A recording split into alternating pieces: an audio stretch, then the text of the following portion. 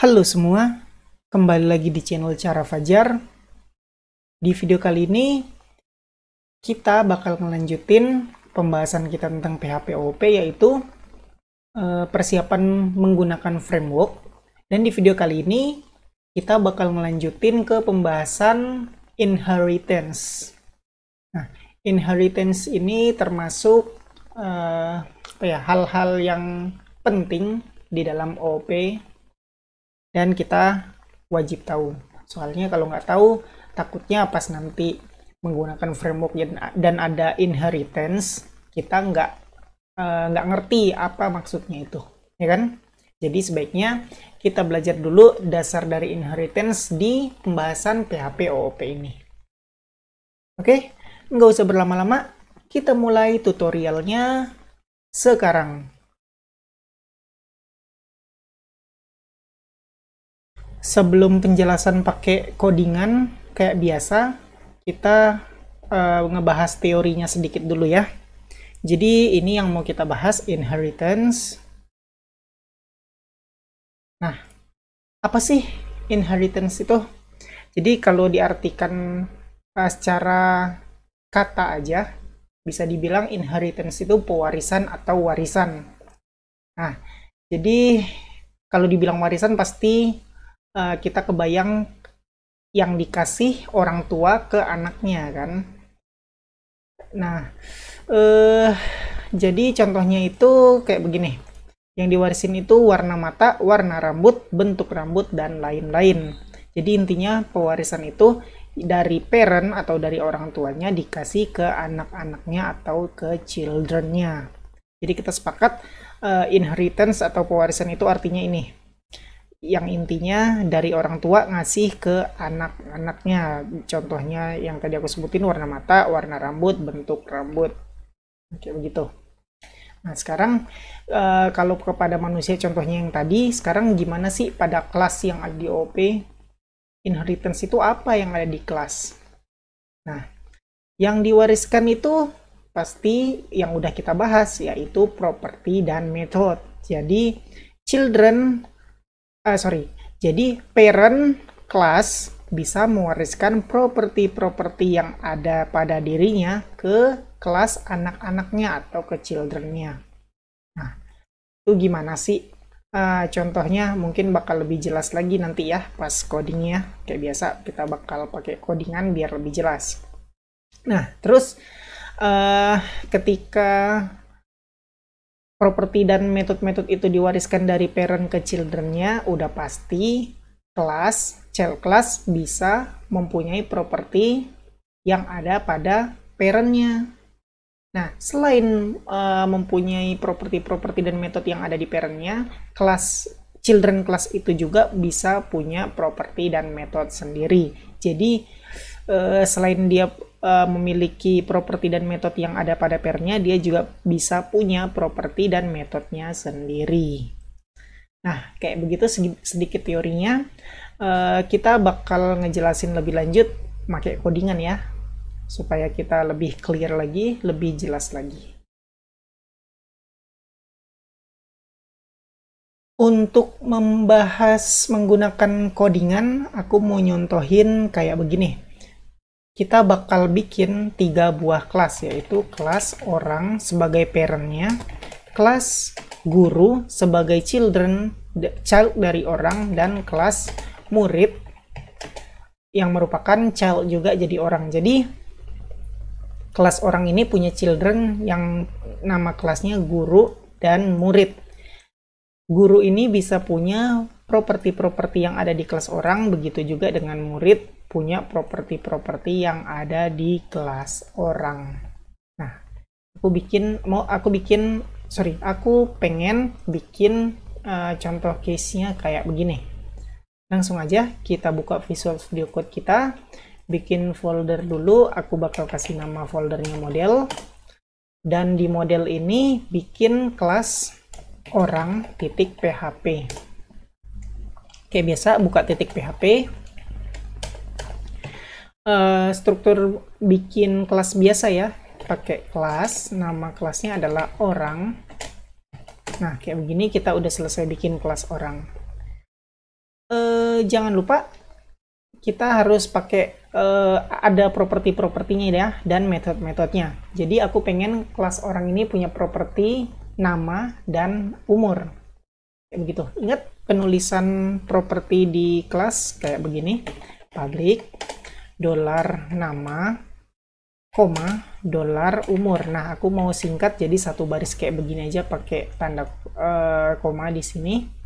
Terus aku mau kasih public function construct underscore construct. Nah, kayak begini untuk bikin apa sih namanya, fungsi yang dijalankan ketika membuat objek pertama. Ingat pembahasan di video sebelumnya tentang konstruktor dan destruktor. Jadi di sini kasih argumentsnya nama dan umur. Jadi ketika bikin objek orang atau apapun itulah, ngebikin instansiasi, kita manggil function construct.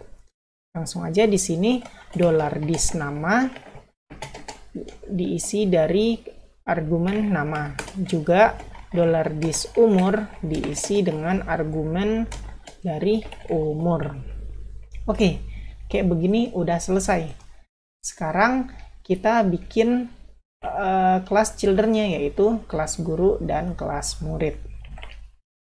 Kelas guru masih di folder yang sama ya, model new file guru.php, terus new file murid.php. Nah, aku mau kita fokus ke kelas guru dulu, murid biarin aja dulu. Oke, close aja tab muridnya ini. Di guru kayak biasa buka tab php. Kita mau bikin kelas guru kayak biasa. Struktur penulisannya adalah kelas, nama kelasnya. Udah selesai kayak begini. Kita udah berhasil bikin kelas yang namanya guru, tapi kan kita pengen guru ini merupakan children dari orang, yang mana bisa menginheritance-kan properti dan metode yang ada di kelas orang untuk kelas guru. Nah, gimana cara kita ngasih tahu kelas ini merupakan children dari kelas orang? Gampang aja, kita cuma butuh keyword yang namanya extends nama kelasnya yang mau dijadiin parent-nya, yaitu orang. Nah, kayak begini aja kita udah berhasil bikin kelas yang merupakan inheritance dari kelas orang ini. Oke, sekarang kita coba, bener nggak sih ini udah berhasil kita ngasih tahu kalau guru ini merupakan inheritance dari orang. Kita coba aja bikin file index di luar folder model ya. Bikin index.php. Buka .php. Nah, save. Kita lihat dulu dokumennya. Nah, kosong kayak begini. Oke, lanjut. Sekarang kita mau pembuktian kelas guru ini merupakan inheritance dari orang. Otomatis kita bakal bikin objek dari kelas guru kan. Kalau kita mau bikin objek dari kelas guru, kita wajib manggil kelas gurunya dulu. Pakai require, nama foldernya model, terus nama filenya adalah guru.php. Nah, selanjutnya kita bakal bikin objek guru. Aku kasih variabel name-nya adalah guru1 aja, sama dengan new guru. Nah, kalau dilihat-lihat secara struktur ini udah berhasil ya, kita bikin objek yang dari kelas guru, ya kan? Karena gurunya ini nggak ada apa-apa atau kosong, nggak ada konstruktor juga, jadi kita nggak perlu naruh arguments di sini kan? Ingat pelajaran tentang konstruktor di video sebelumnya. Nah, kita udah berhasil bikin objek guru, sekarang kita coba save dan lihat hasilnya kayak gimana. Hasilnya adalah error. Aku zoom in dulu biar tulisannya gede. Uncode error kelas orang not found. Nah, ternyata kita belum memanggil ini. Kita belum memanggil meng-require kelas orang. Kita manggil ini orang tapi belum dipanggil di sini. Jadi sekali lagi kita require di kelas guru ini, kita panggil model orang. Ini yang kelupaan tadi ya. Nah, sekarang kita udah manggil orang, udah kita require juga kelasnya. Kita ulang refresh lagi, kita lihat Nah, ternyata yang ini udah nggak error, sekarang errornya ada di file index ini ketika membuat objek guru. Kita lihat errornya. To view argument to function orang. Loh, kenapa kok to view argument to function orang, padahal yang kita bikin adalah, yang kita instansiasi adalah kelas guru. Nggak ada hubungannya sama function orang. Sorry, nggak ada hubungannya dengan kelas orang. Kita manggil guru loh, kenapa kok ke orang? Kenapa begitu? Nah, itu pembuktian kalau guru ini udah berhasil menginheritance dari kelas orang, di mana kelas orang ini punya konstruktor yang mana membutuhkan argumen, nama, dan umur. Itulah sebabnya ada error to view arguments. Argumennya terlalu dikit, artian secara harfiah, atau kalau dilihat dari sini kita nggak ngasih argumen, makanya ada error to view arguments. Lihat ya, sekali lagi, karena kita instansiasi objek guru, dan di guru ini merupakan extends dari orang, jadi harus ngikutin rule yang ada di orang. Ingat sifat dari function constructor. Function constructor adalah function yang otomatis dijalankan ketika adanya instansiasi atau pembuatan objek. Di sini kita melakukan pembuatan objek, otomatis kita menjalankan function constructor ini yang ada di file orang, karena ini extends ya. Nah, di file orang ini ada function constructor yang wajib dijalankan dan wajib mempunyai argumen. Sedangkan ketika kita membuat objek, kita nggak ngasih argumen. Itulah penjelasannya kenapa error to view arguments. Jadi, gimana solusinya? Solusinya ya kita harus ngasih argumen di sini supaya sama dengan konstruktor yang ada di sini. Jadi ada nama dan ada umur. Ya udah kita bikin aja. New guru, nama gurunya aku mau bikin Pak Budi, dan umur gurunya ini udah 39 tahun. Nah, kita save dan kita refresh. Udah nggak error lagi. Sekarang kita lihat pakai vardam. Apa yang sebenarnya terjadi? Vardam guru 1. Save dan refresh. Nah, ternyata udah berhasil terbentuk atau terinstansiasi objek dari kelas guru yang mana namanya adalah Budi dan umurnya 39 tahun. Dari sini namanya Budi dan umurnya 39 tahun. Jadi, teman-teman tahu kan gimana cara kerja instansiasi. Kalau misalnya ada function yang wajib construct ini, karena adanya extend maka wajib ada juga ini. Tadi aku bilang kan kelas children bisa mempunyai properti dan metode yang ada di kelas parent-nya. Dengan kata lain, kelas guru juga bisa mempunyai properti nama dan umur sekaligus metode-metodenya yang ada di sini nantinya. Sekarang kita buktikan dulu, benar nggak sih? Aku mau coba pembuktian yang properti dulu ya, karena function atau metode belum aku buat. Jadi coba yang ini dulu. Langsung aja.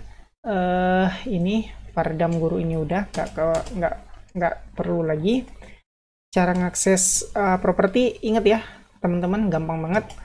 Sebut objeknya, terus sebut nama propertinya. Kita mau coba properti nama, bisa nggak sih? Save, echo lupa. Save dan refresh. Bisa, Budi. Coba lihat. Aku mengecho nama dari si guru. Kita lihat guru, kelas gurunya. Kelas gurunya nggak ada properti apa-apa, tapi kita bisa manggil nama. Nah, itu buktinya kalau children class bisa mendapatkan properti dari parent kelasnya. Padahal children atau guru kelas guru ini nggak punya properti nama. Yang punya properti nama itu kelas orang. Tapi guru jadi bisa manggil properti nama juga. Padahal si guru ini nggak punya properti nama. Nah, itulah pembuktiannya. Walaupun guru ini nggak punya properti nama, dia bisa punya juga properti nama dari orang tuanya. Nah, itu untuk properti ya. Sekarang kita coba untuk method atau function. Aku bakal bikin function sederhana. public function apa ya, say hello, kayak begini aja. Nah, di function say hello ini aku cuman mau echoin sesuatu aja. Halo, nama saya adalah, kita bisa pakai yang concat kayak begini, $dis nama, atau kalau mau singkat lagi, lebih cepat nulisnya, kita bisa pakai kayak begini kalau nggak salah, $dis nama, kayak begini kalau nggak salah. Kita coba aja dulu ya, nanti kalau salah kita perbaiki. Halo, nama saya adalah $nama, dan umur saya, kita panggil lagi dis, umur, tahun. Nah, jadi halo, saya adalah nama, misalnya kalau Budi, nanti nama saya adalah Budi dan umur saya 39 tahun. Kita coba save, ini aku close aja ya, biar agak lebar ini kita, text editor kita. Nah, say hello, jadi sama kayak pemanggilan properti tadi, kita cukup ganti ini aja menjadi nama functionnya. Kita cobain. Ini udah nggak perlu, aku hapus aja. Kita panggil guru 1, kita panggil metode yang mau kita jalankan, yaitu say hello. Say hello. Nah, kayak begini. Kita cobain save dan refresh. Apa yang terjadi? Nah, halo, nama saya Budi dan umur saya 39 tahun. Nah, teman-teman lihat ya. Sekali lagi, kita padahal manggil kelas guru. Di kelas guru ini nggak ada apa-apa, tapi kita berhasil manggil metode say hello. Nah, ternyata say hello ini ada di function orang, ada di kelas orang.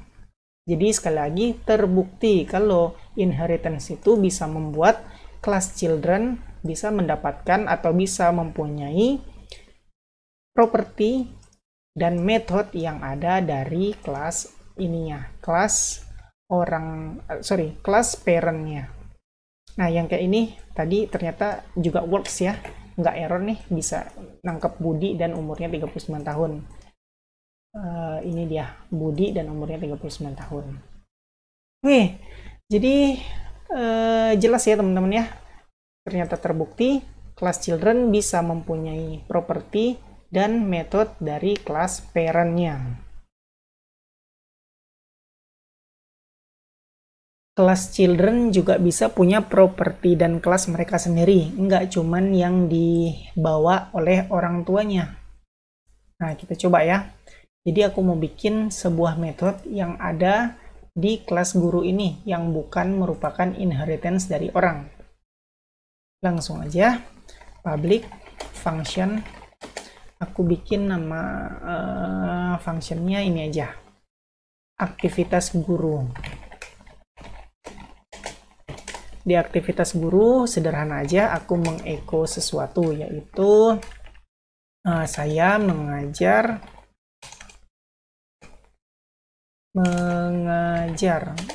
TIK, kayak begitu.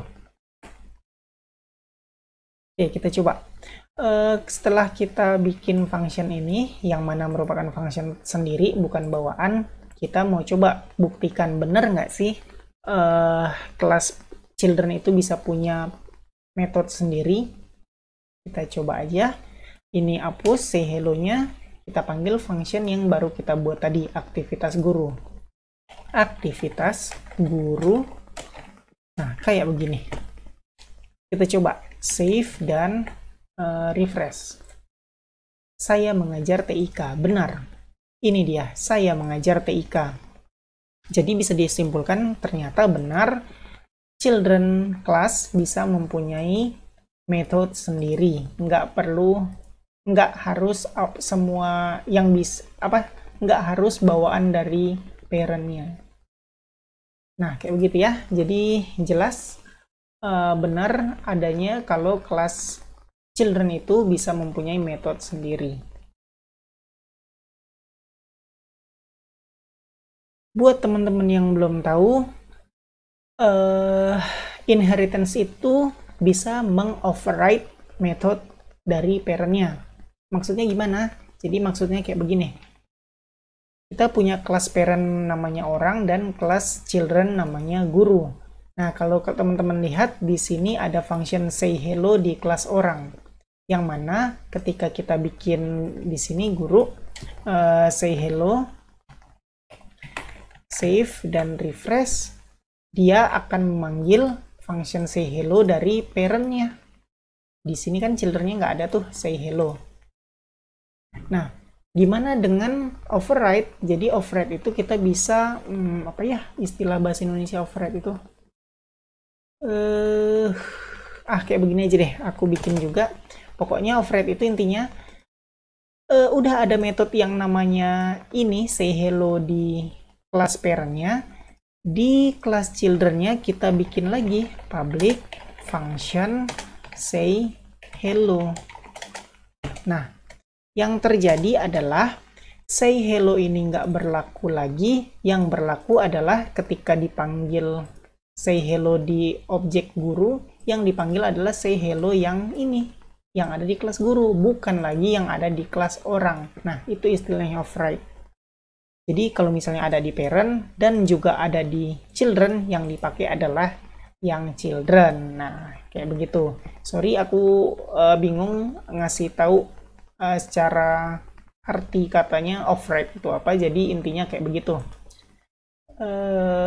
Di apa ya? Ditimpa lah istilahnya functionnya kayak begitu. Kita cobain aja ya, pembuktian aja pakai codingan biar teman-teman ngerti. Kalau di sini kan orang kan say hello-nya hello nama saya adalah bla bla bla bla. Sekarang aku mau say hello di kelas guru, aku bedain aja tulisannya biar jelas benar-benar works override itu. Ini adalah function override dari kelas children, bukan kelas parent. Nah, kayak begini.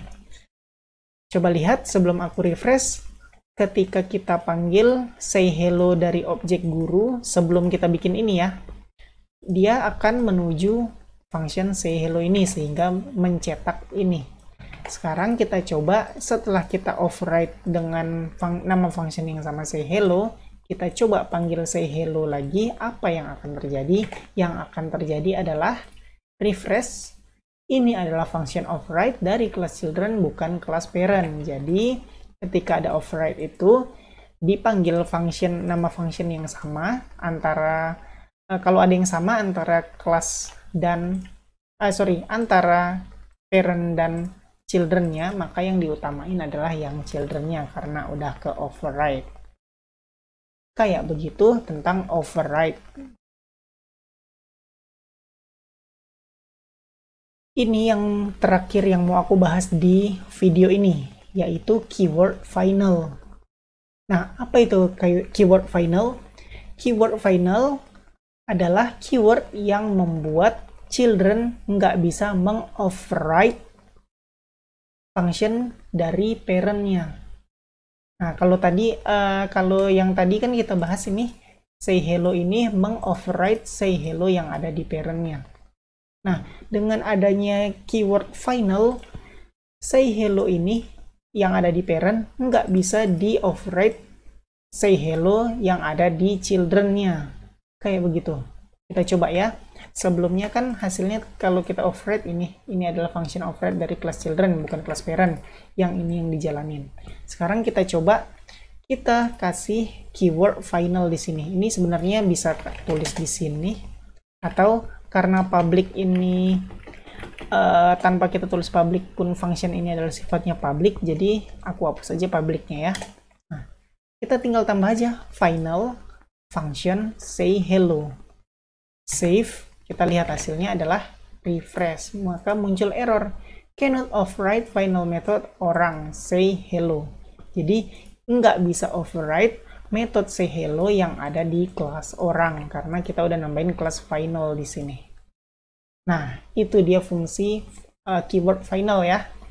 Jadi intinya dengan adanya kelas final nggak bisa di override di kelas children-nya. Pokoknya kalau udah dibilang final apa kata mama, ya udah itu aja, nggak boleh ngelawan, intinya kayak begitu. Mamanya bilang say hello adalah isinya kayak ini, berarti anaknya mau ngomong say hello nggak boleh yang lain, harus ikut apa kata mamanya, kayak begitu. Apa ya analoginya. Oke, ngerti ya, semoga ngerti deh. Itu aja sih tentang keyword final. Ya, segitu aja pembahasan video kita kali ini. Kita udah ngebahas tentang inheritance. Semoga teman-teman ngerti, karena ini lumayan penting ketika menggunakan framework nantinya. Oke, kayak biasa, buat kalian yang suka sama video ini silahkan di like. Buat kalian yang udah nonton video ini tapi belum subscribe, silahkan di subscribe dulu, terus hidupin notifikasinya, supaya kalau aku upload video baru, kalian bisa dapat notifikasi dan bisa langsung nonton video terbaru tersebut. Buat kalian yang ngerasa video ini berguna dan bermanfaat, silahkan share sebanyak-banyaknya, supaya teman-teman kalian tahu juga tentang video ini dan mendapatkan manfaatnya. Makasih udah nonton video ini sampai selesai. Kita ketemu lagi di video selanjutnya.